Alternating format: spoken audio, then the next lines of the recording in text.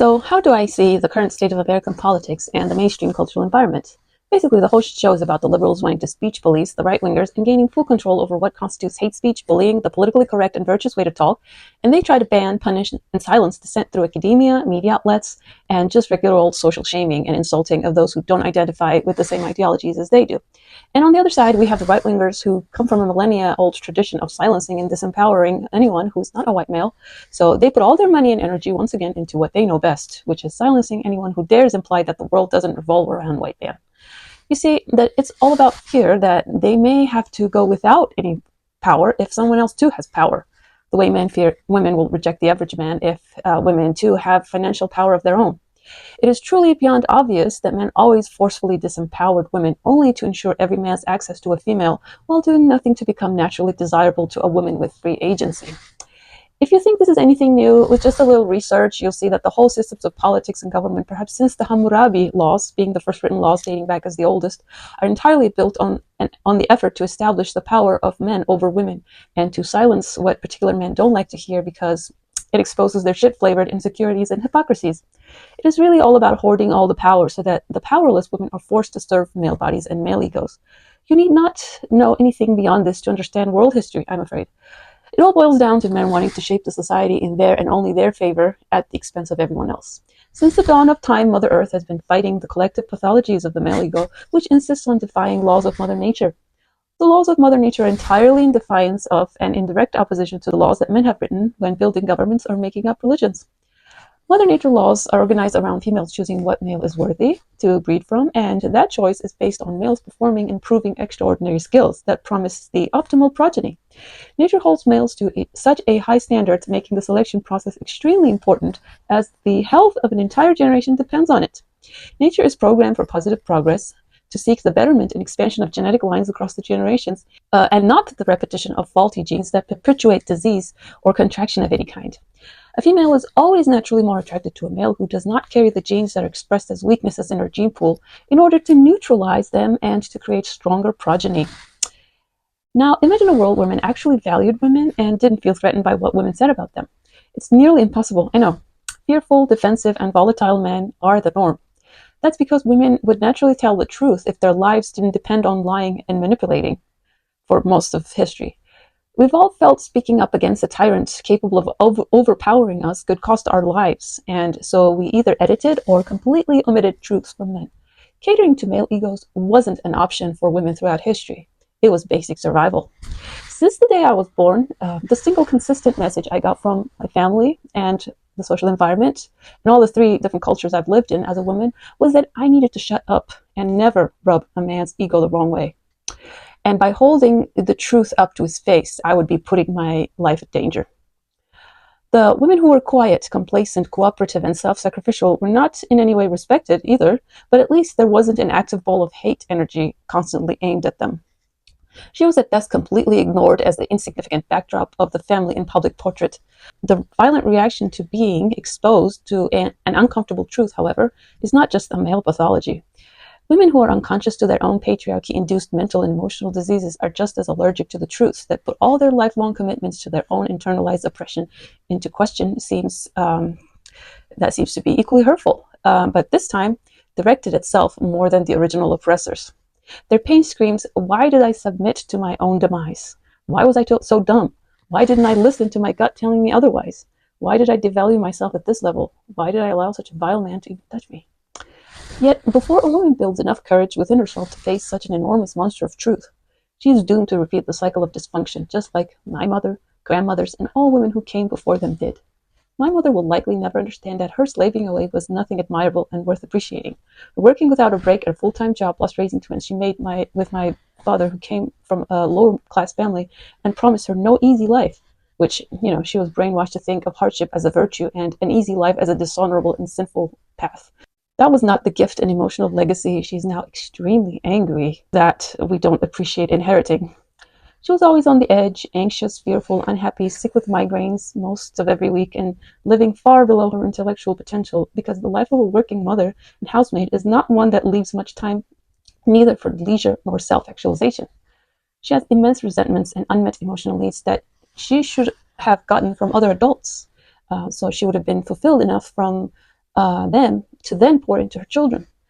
I would have much rather had a mother who was centering herself and demanding much more support, not by begging it from those without the capacity.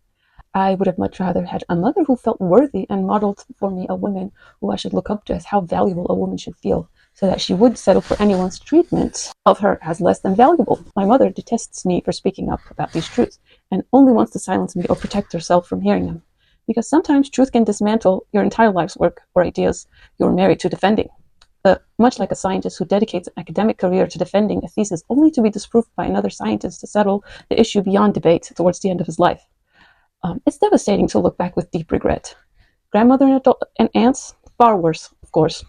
Each and every one of them taught me that marrying a man and having children was the quickest path to indentured servitude and signing a waiver on your happiness and freedom to self-actualize. My grandma used to always tell me how she never wanted to marry, so she became a teacher, but in the end gave in as the social pressure to marry was just too much. My older grandma, who was denied any education and married off in her teens to then give birth to 6 children while slaving away on a cotton field. Witnessing her life to me was a more poignant history lesson than any other form of study. She was the poster child of the historically most persistent culture of misogyny and internalized self-hatred. She only loved her son and hated all 3 of her daughters, carrying on the legacy of familial and societal dysfunction unhappy, unfulfilled, unappreciated, unvalued mothers create in their children. If you've only ever been treated as unworthy, you may just end up believing you and everyone who looks like you are equally unworthy, aka her daughters. And I am the first and only daughter to break the curse in my entire family line. Despite being exposed to all the same kinds of treatment and propaganda, I'm the only one who was mentally and emotionally strong enough to resist the mold the women before me were put in. I'm nearly 43, and I've never once even considered conforming to any societal norm that I didn't inherently and on a gut level felt was genuine desire of mine. I never considered marrying a man nor having children, while I also had zero desire to chase the capitalist dream of a luxury life that would be just another form of slavery to upkeep. I don't give a shit what my resume looks like conforming to standards expected of a good wage slave.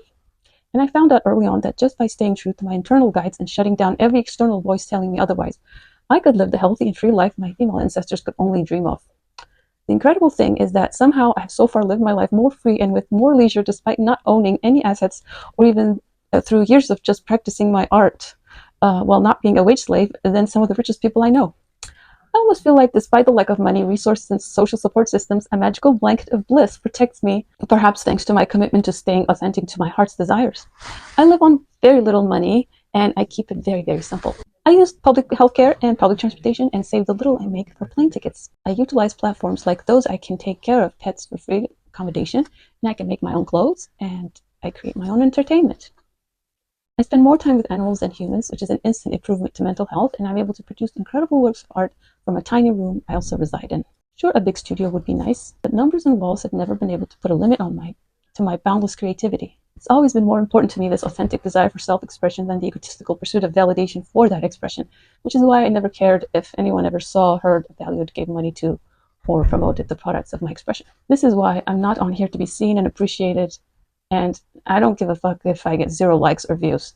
I'm not a woman here for others' approval or validation. I'm here to just be. And that's something I wish women who came before me could afford. A happy woman is so powerful she can heal an entire village.